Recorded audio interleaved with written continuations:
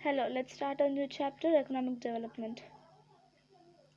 We are going to study India's economic policy in this chapter that includes a study of mixed economy, 5-year plans and their successes and failures, nationalism of banks, 20 points program, mill worker strike, and especially the new economy policy of 1991, mixed economy. Brainstorming about the kind of economy we would adapt after independence started much before India got independence. Our Prime Minister Pandit Jawaharlal Nehru adopted a middle path rather than taking recourse of any extremes. Some countries have adopted capitalism while some had adopted socialism. Each type of economy had its own advantages. In the capitalist system, it means the production are privately owned. In a socialist economy, the means of production are owned by the state in the name of the society. A mixed economy works both in private and public sector. In order to achieve economic development of modern India, we give preferences to the model of mixed economy. We can see three parts in this kind of economy. Public sector, first one. The industries in this sectors are completely under the control and management of the government. For example, production of defense equipments. Second one, private sector. The industries in this sector are owned by private industrialists. Of course, the government supervises and controls them too. For example, consumer goods. Joint sector. In this sector, some industries are owned by private industrialists while some are run under government management. For mixed economy to run smoothly, there need to be coordination between private sector and the public sector. The system aids in maximization of production and popular participation on a large scale. An effort has been made in the system to bring together the good aspects of both the capitalist and the socialist systems. A mixed economy cannot ignore the profit motive, entrepreneurship, discipline, time bound planning, etc. A mixed economy also naturally tends to give priority to national interest. Long term development is stressed upon with priority. The industries like defense, scientific research, education, roads, railways, waterways, seaport, and airport developments require huge capital investment, but the returns in these areas are delayed. Not many private industrialists are keen to invest in these areas. In such a situation, the government has to take the initiative. Thus, India adopted a mixed economy model and 5-year plans and started off on its path of development. The industrial policy of 1973 increased the speed of development. Priority was given in this policy to control the influence of heavy industries, industrial families, and foreign industries and remove the imbalance in regional development. The government focused on the development of small scale industries and cottage factory industries. Government also started paying more attention to the cooperative sector. 5-year plan. The colonial power had exploited India economically. The country faced severe problems like poverty, unemployment, population growth, low standards of living, low productivity of agriculture and industries, and backwardness in the fields of knowledge, science, and technology. Planning was essential to solve these problems. India established the Planning Commission in 1950 with Prime Minister Pandit Jawaharlal Nehru as their chairman. It formulated India's 5-year plans that concluded rural and agriculture development, balanced industrialization, provision for a minimum standard of living, and economic development consistent with democratic ideals. It focused on people participation and individual development in the formation and implementation of 5-year plans. Fundamental principle of planning. A general principle of planning is the proportionate distribution of the resources of the country and the appropriate use of human resources to fulfill the needs of the people. Goals of plans is the next topic. The general goals of the economic planning of India were as follows. First one, increase in the national income. Second one, bring about rapid industrialization by focusing on the basic factories or industries. Third one, bring about an increase in agriculture production so that the country becomes self-sufficient in food grade production. Fourth one, use the human resource in the country optimally by making increasing employment opportunities available. Fifth one, remove the inequality in earning and wealth.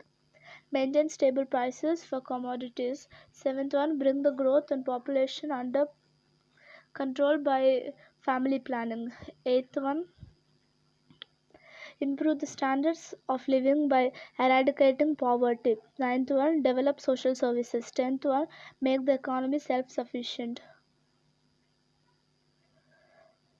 Next one topic, first 5-year plan 1951 to 1956.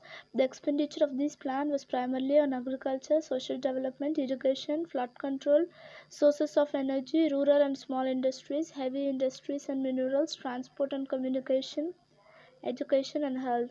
This plan consisted of measures to lay the foundations of planned economic development. Second 5-year plan 1956 to 1961. This plan had ambitious goals of industrialization. Iron and steel industries at Durgapur, Balai and Roghela, chemical fertilization plant at Sindri, rail engine factory at Chittaranjan, factory of railway bogies at Perambur, shipbuilding factory at Vishakhapatnam, and other heavy industries were set up in public sector. Huge dams like Bakra Nangal, uh, Damodar, etc. were built to make water available for agriculture. This led to increase in the national income. Third 5-year plan 1961 to 1966. This plan was aimed at bringing about a balance in industries and agriculture. The other goals of the plan included increase in national income, heavy industries, development in transport and mineral industry, alleviation of poverty, and expand the opportunities for employment. After the third 5-year plan, three 1-year plans were implemented 1966 to 1969. This was a period of intense famine. Due to the invasion by China and war with Pakistan, government had to focus on defense rather than development related tasks.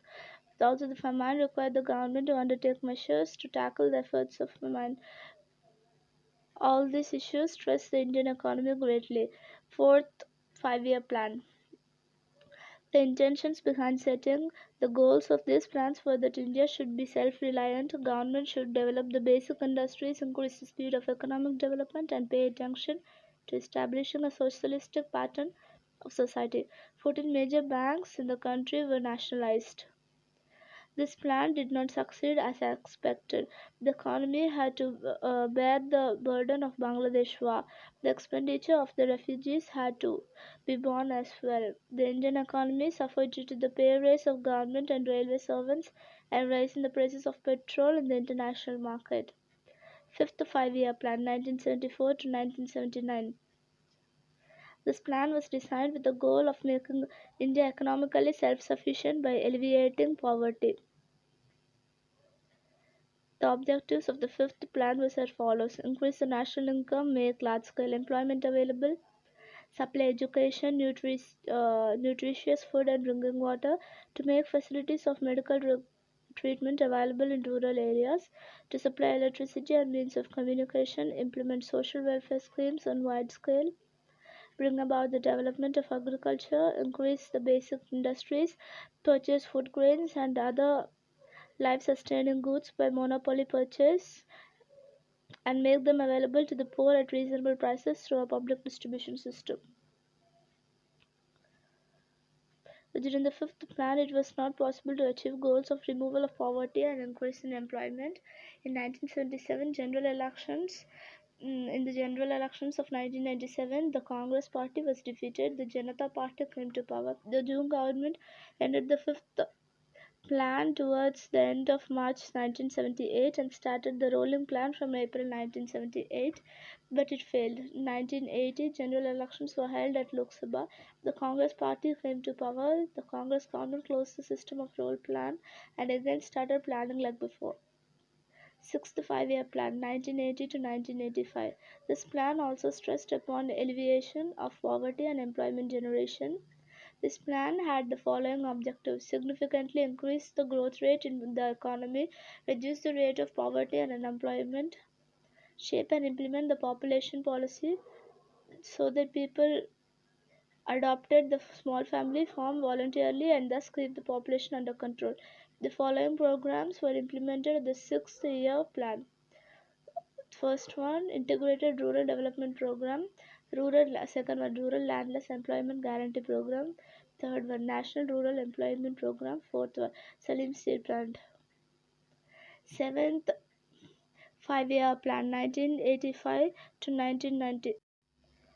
This plan laid stress on food, employment, and productivity. The objective of the plan included development, modernization, self-reliance, social justice, improving the techniques of production to achieve a yearly increase in national income of 5% and increase food grade production. The following programs were started in this plan. Jawahar Roghar Yojana, India Awas Yojana, scheme for 10 lakh wells. The seventh plan proved to be important from the point of view of the employment generation. Eighth 5-year plan 1992 to 1997. This plan gave a lot of scope to the private sector. This plan had the following features: to maintain the rate of growth in national income at 6.5%, to control the growth of population, to encourage the program of family planning, to remove illiteracy by expansion of primary education. The following programs were started during this plan: Pradhan Mantri Rozgar Yojana, Mahila Samriddhi Yojana, Rashtriya Samajik Arthik Sahay Yojana, Midday Meal Scheme, Indira Mahila Scheme, Ganga Kalyan Scheme. During the 8th plan, the importance of the private sector grew. This plan is a reflection to the liberation and free market policy adopted in 1991. Ninth 5-year plan 1997 to 2002. This plan focused on the agriculture and rural development. The objective of this plan was to increase the rate of growth of economy, create healthy competition in the infrastructure sector, give a new direction to industrial policies for ensuring foreign investments. The following schemes were started during this plan: Swarna Jayanti, Shahari Jogar Yojana, Bhagyashree Child Welfare Policy, Rajarajeshwari Mahila Kalyan Yojana, Swarna Jayanti Gram Swarogar Yojana, Jawahar Gram Samruddhi Yojana, Antidoya Anna Yojana, Pradhan Mantri Gram Sadak Yojana, etc. In this plan, the progress of the communication system and service sector has achieved as per expectations. There was growth in the fields of construction and communication. Our next topic is nationalization of banks. During the tenure of Prime Minister Pandit Nehru and Lal Bahadur Shastri, banking was a monopoly of the private sector. These banks represented different industrial groups. The directors of these banks were working towards developing industrial sectors and increasing these profits. In order to stop this, the government nationalized the Imperial Bank in 1955 and it got converted into the State Bank of India. This bank opened several branches all over the country in short while and played the major role in development. Background of nationalization. India had adapted to a mixed economy after independence. Nationalization of banks was essential to cover up the defects if they had occurred while implementing different schemes. Also, the profits of these banks would come into the government treasury once they are nationalized. Along with this, the policy of developing small industries and pharmaceutical industries had to be implemented. Lal Bahadur Shastri undertook the experiment of Green Revolution in order to overcome food shortage and drought. During the tenure of Prime Minister Indira Gandhi, Congress Forum of Socialist Action, a group of Congress party inspired by socialistic ideas, made a demand for nationalization of commercial banks. Even the Communist Party supported this idea. 20-point program. Prime Minister Indira Gandhi announced the 20-point program on July 1st, 1975 and resolved to make efforts towards rapidly becoming a developed country. The main provisions of the 20-point program are as follows: land ceiling from cities and agricultural land, equal division of wealth, minimum wages for workers, increase in water conservation schemes. Second one, workers' participation in industry, national training schemes, freely bounded labor. Third one, prevention of tax evasion, economic crimes and smuggling. Fourth one, regulation of prices of basic necessities, improvements in the public distribution system. Fifth one, improvement in the textile industries by developing handloom sector, weaving loans for weaker sections, housing loans for weaker sections, housing, communication facilities, making education requirement available to schools. Issues of workers. The first textile mills was started in Mumbai on 11th June 1951 by Kawasaki Dawar. Eventually, the mill started in Dadar, Paral, Bagakhala, Shivdi, Prabhadevi, and Worli. This part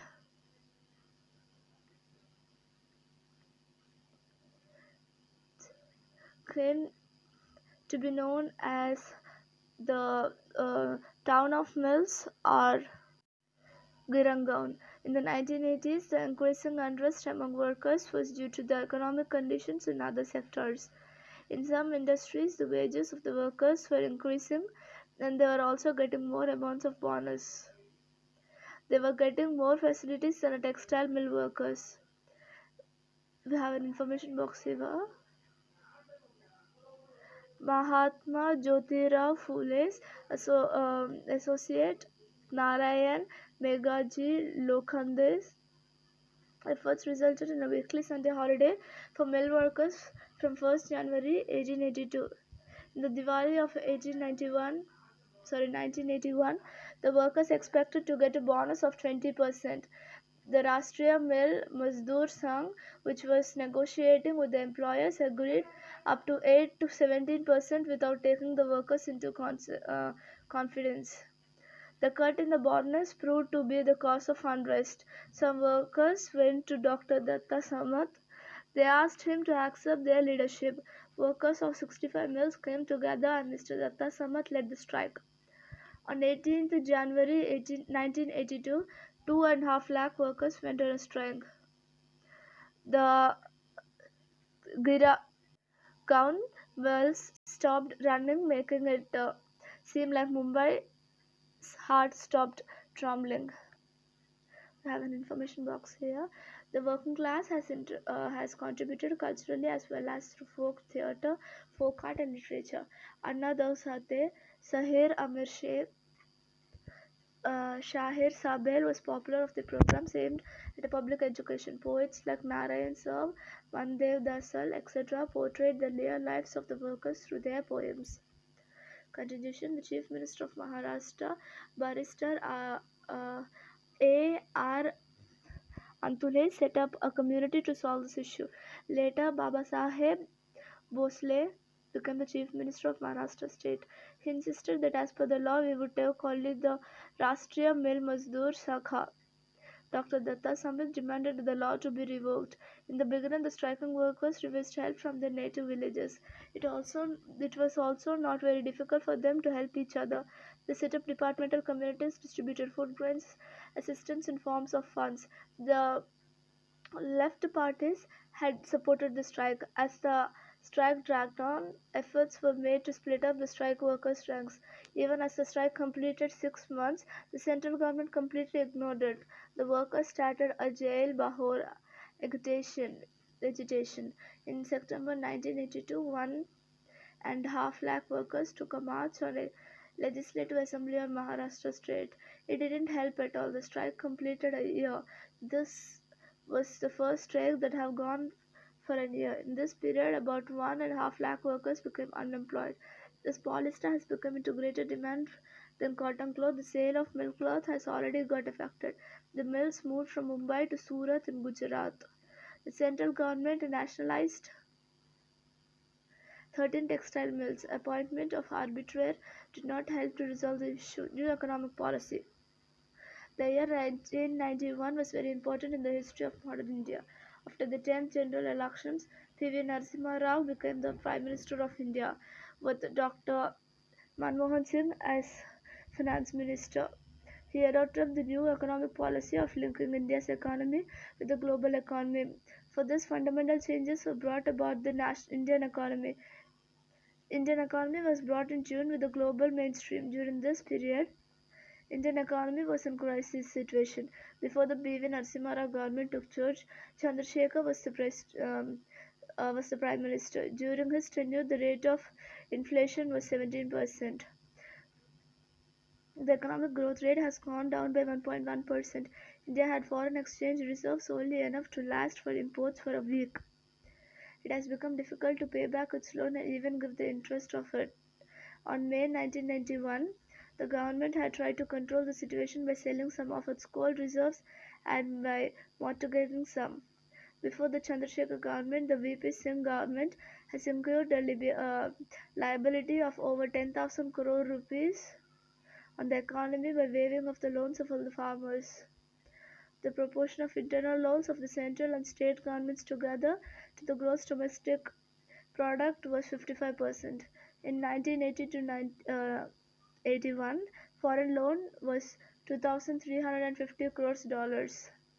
It increased to 8,380 crore dollars in 1990 to 91. At this time, India had foreign exchange reserves and only 100 crores dollars. This also had the background of increased oil prices due to the invasion of Kuwait by Iraq. Uh, it, it became difficult for the Indian to raise a loan. Even the non-resident Indians started withdrawing their deposits in foreign currency from India. Remedies.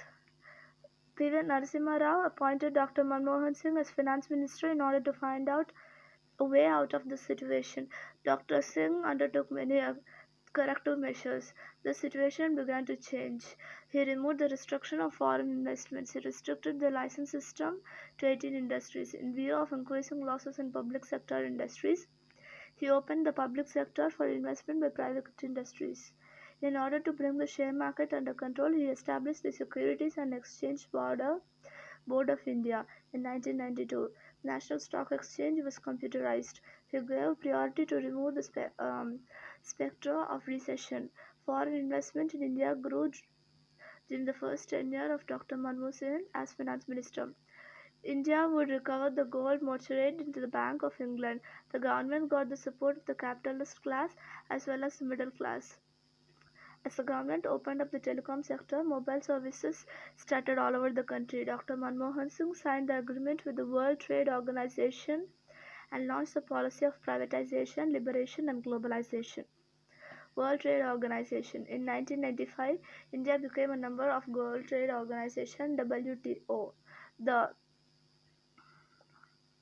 organization had the following objectives: to free trade between the countries, to put an end to all those discriminative laws and restrictions, rules and policies that were uh, hurdles in the way of international free trade, and to regulate global trade with the help of formal multi-party mechanism. General Agreement of Tariffs and Trade (GATT) existed in the international level before the World Trade Organization came into being. It regulated commerce in India. There was there were supposed extreme views about the World Trade Organization, yet India decided to take its membership. The provisions of World Trade Organization were regarding grants and import and export, foreign investment, agriculture, technology and services. The sectors of electricity, water, transportation, education and health rapidly commercialized since India became a member of World Trade Organization. As per the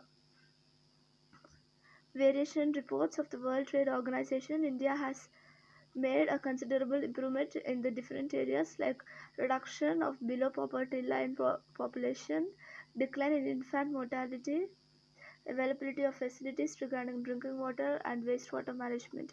India signed the South Asia Preferential Trade Agreement (SAPTA) or SAPTA along the lines of World Trade Organization. India removed the import restrictions from on several commodities from SAARC countries. India also gave discounts on import duties. India opened up the insurance sector to private and foreign investments. In this way, we have learned about the journey of India's economy. We have come a long way from mixed economy to globalization. In the next chapter, we are going to study India's progress in other fields. You have guys have an exercise over here. There's an activity here. Let me read it. First one, with the help of internet, get the following information about World Trade Organization: logo, member countries, aims, programs, etc. Second one, visit a nationalized bank or branch and get to know about how to work about the work of nationalized banks. That is the end of the chapter. Hope you guys understood it. Thank you.